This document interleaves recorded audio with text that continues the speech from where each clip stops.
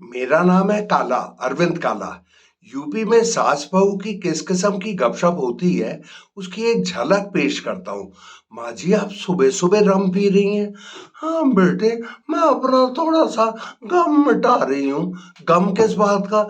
बेटे, जब मैं शिवदास जी के साथ हनीमून में मसूरी गई थी। माँ जी, उस जमाने का तो मसूरी महंगा था और बहुत अच्छी जगह थी। हाँ बेटे, लेकिन वो मॉल रोड में ना, हाँ माँ जी, उन्होंने वो मुझे कचौड़ी खिला दी इस ठेले से। फिर बेटी, कौन सी तुल्हन को अच्छा लगता है कि वो ठेले की इस कचौड़ी खाए? तो फिर आप कहाँ जाना चाहती थी? बेटे, सामने क्वालिटी थी, मैं चाहती थी नई दुल्हन अच्छी तरह से साड़ी पहनी हुई, मैं सैंडविच खाना चाहती थी और वेफर खाना चाहती थी, नजाकत से कोका कोला पीना चाहती थी, और वो मुझे कचौड़ी खिला रहे। तो ऐसा कैसा रहा कि आपकी सोच में और उनकी सोच में इतना फर्क था? बात थी, मैं अंग्रेज स्कूल के कॉन्वेंट की थी, वो पाठशाला के थे।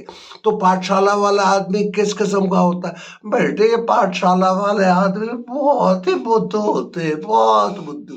क्या कोई मिसाल मिसाल तो दीजिए माँ जी। बेटे को, जब मेरा नया दूल्हा जब धारीदार पजामे में घूमता रहता था, तो धारीदार पजामे में क्या नुकसान है? बेटे, वो जमाने में वो धारीदार पजामे वो जेल के कैदी पहनते थे। फिर बेटे, किस दुल्हन को अच्छा लगता है कि उसका वो नया दूल्हा जेल का कैदी सा लगे? और किस किस्म की बेवकूफी करते थे? बेटी, ये पाठशाला वाले ना बहुत ही क्या करते, ये बुद्धू होते, शोर मचाते किस तरह से, जिसे जमाई भी लेते थे। जैसे जमाई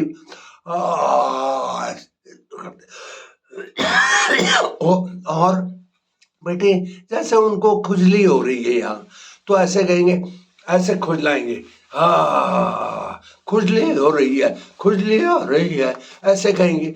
अरे खुजली हो रही है तो दुनिया के लिए क्या ऐलान कर रहे हो? ये कोई बात है कहने की? मतलब वो पॉलिश नहीं थी ना उनमें। गौर किस तरह से करते थे बेटी, जैसे बाथरूम का दरवाजा उन्होंने खुला रखा है और अपने मतलब मुंह धो रहे हैं, और वो फिर क्या करते थे? और खो खो खो खो खो खो खो खो खो खो खो खो खो। बेटी, बाथरूम में कौन ऐसा शोर मचाता है? और किस किस्म की बुद्धू बनती थी? बेटी, एक और उनकी बुद्धूपंथी थी कि वो नीम के डंडी से ना अपने दांत साफ करते थे। हाँ, चबा चबा कर ऐसे दांत भी साफ करते हुए आते थे, और कहते थे शांति। फू, तो वो रह जाते ना, वो मूली के परांठे बना दो। और तो इस किस्म के बेवकूफ थे, बहुत ही बेवकूफ होते ये जो सच्ची। हाँ, बढ़िया ऐसा है कि वो एक दफा वो उसे मसूरी में जब हम गए थे ना हनीमून में, हाँ, मुझे दो कॉन्वेंट की सहेली दिख गई दूर से। तो आपने क्या किया? मैं सब्जी वाले के पीछे छिप गई। क्यों? क्योंकि मैं अपना बेकार का शौहर उनसे छिपाना चाहती थी। क्यों?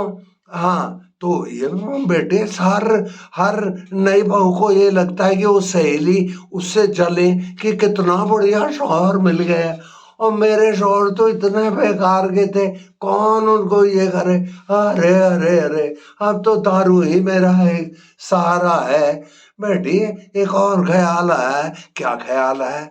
बेटी, कहीं से तुम मुझे मेरे लिए अफीम ला सकती हो? अरे आप अफीम भी लेंगी और ये भी पियेंगी? अरे माँ जी, आप तो ऊपर पहुंच जाएंगी। अरे नहीं नहीं नहीं नहीं, ऊपर? अरे तुमने मुझे बहुत डरा दिया। अरे मुझे अब चुस्की लेने में भी डर लग रहा है। हे भगवान, ऊपर वो, नीचे परेशानी को उनसे, और ऊपर चले जाओ तो वो वहां पे फिर वो ही शिवदास जी मिलेंगे।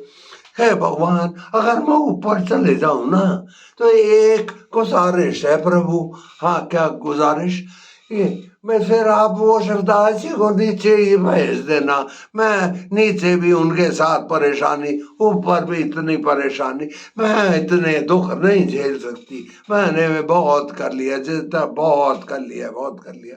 हाँ दारू, हाँ तू ही मेरे एक सहारा हो गई है, तू मेरी बहन है, सच्ची बात है, बहन है दारू, तू मेरा साथ नहीं छोड़ना, जिएंगे साथ मरेंगे साथ, मैं तुझे राखी में पैसे भी दूंगी मेरी बहन, ठीक है ना। हाँ बेटी, थोड़ी सी मुझे दारू चढ़ गई है तो थोड़ा सा मुझे आराम ही करूंगी, तुम अपनी देखभाल करो है ना, और जीती रहो जीती रहो, मैं अपना गम और थोड़ा सा मिटा लेती हूँ, और क्या करूँ, बेबस हूँ बेबस।